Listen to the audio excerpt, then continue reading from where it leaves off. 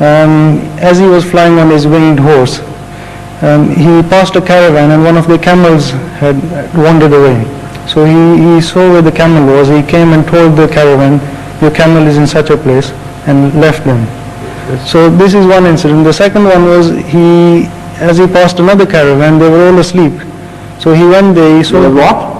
The people were sleeping. Yes, yes. And he saw that they were sleeping, and he drank the contents of one of their water vessels and passed on, went on. And when he told the Meccans, go and inquire from these two caravans that these incidents actually happened. So I rejected, I said that the second hadith cannot be true, because that amounts to stealing the water. He didn't ask their permission. But that is so obvious. Yes. That I'm asking you. The fact is that if you read all the traditions relating to this subject, the entire picture which would emerge would be a spiritual journey, not a physical journey. Right. And as far as these traditions are concerned, which you have just quoted, why can't it happen in a vision? And why can't a vision be true? Particularly if it's a vision of a prophet, it has to be true. That's right. For instance, in relation to the same experience, when Ahmad sallallahu alaihi wasallam told people that he also visited Baitul Aqdas, Masjid Aqsa, and Baitul Muqaddas, I should say, the holy city of Jerusalem. What is it called? Jerusalem. Jerusalem, yes. But in our terms it is Baitul Muqaddas. Knowing the Jews, some Jews knew what it was like, and they wanted to prove Muhammad sallallahu alaihi wasallam to be a false person, a false prophet, and they thought that he was just imagining things and telling people he had been. So one of them stood up in a public session and asked Muhammad sallallahu alaihi wasallam to describe the gates, one of the gates or main gate leading to the city. Now, according to this tradition, when this question was asked, Muhammad sallallahu alaihi wasallam could not answer this question, because in a vision it is not necessary for you to see each detail of every place you visit. The vision is just a passing, transient experience which is spiritual more than a physical thing. So Muhammad sallallahu alaihi wasallam for a moment got worried that if he were unable to tell him, at least the people will receive an impression that Muhammad has been proved wrong. So he told later on his companions that as I was worried, God presented before me the picture of that particular gate and what was written on it, and I could see it and start telling him, describing to him what he saw there and then.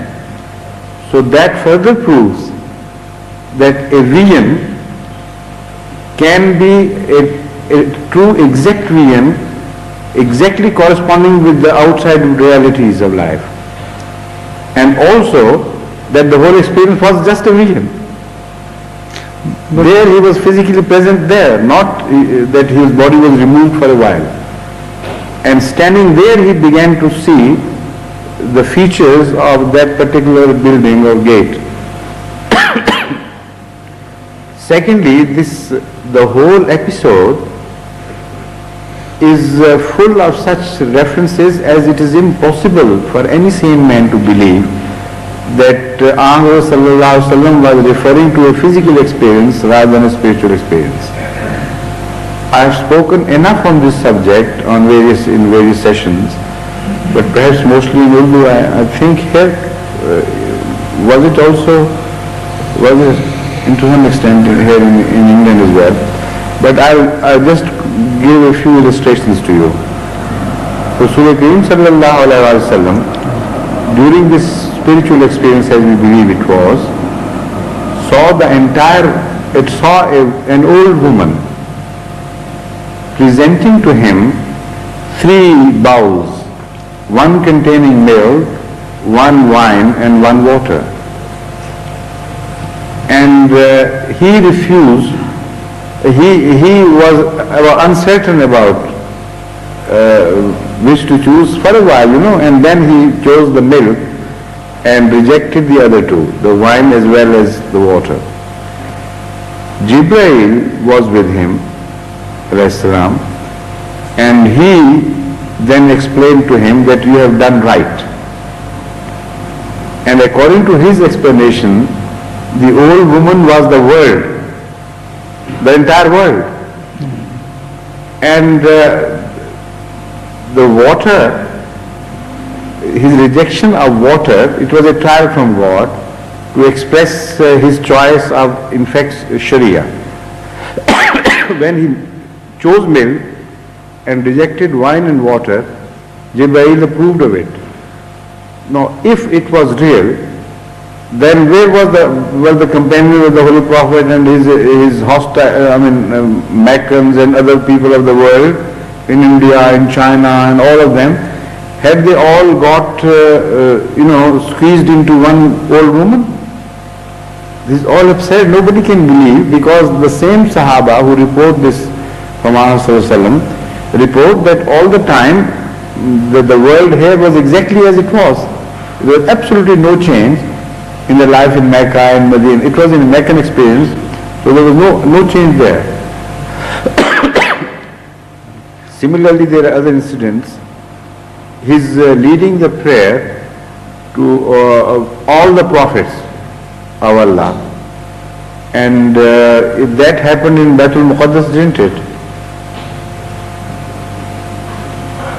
This experience, or was it somewhere else in the heaven? As far as I remember, this happened in Baitul Muqaddas. Kyun? Ask Abu Sarjana, क्या नाम है इनका? Abu Sardana? Anyone? Yes, that's right, yes. In Miraj, that experience which has been quoted, reported, that Ahmad sallallahu alaihi wasallam led prayer, and all the prophets which had ever appeared followed him in the prayer.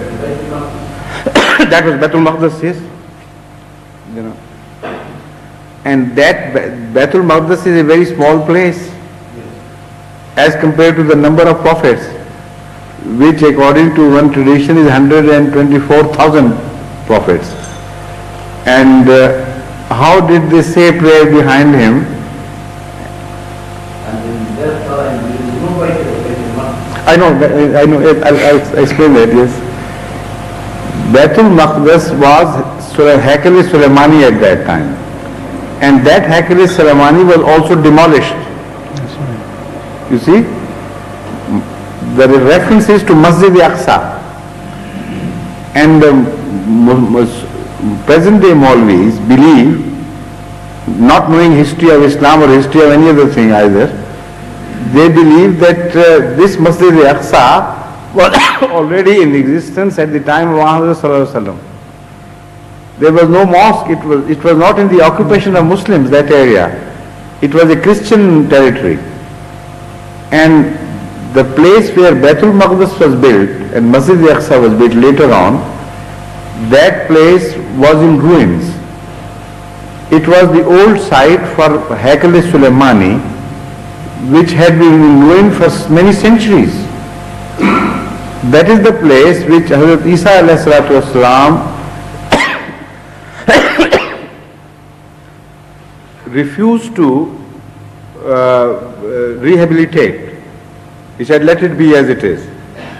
And at the time of Muhammad sallallahu alaihi wasallam, that place was used for the junk and filth of the whole town to be thrown there on that hillock.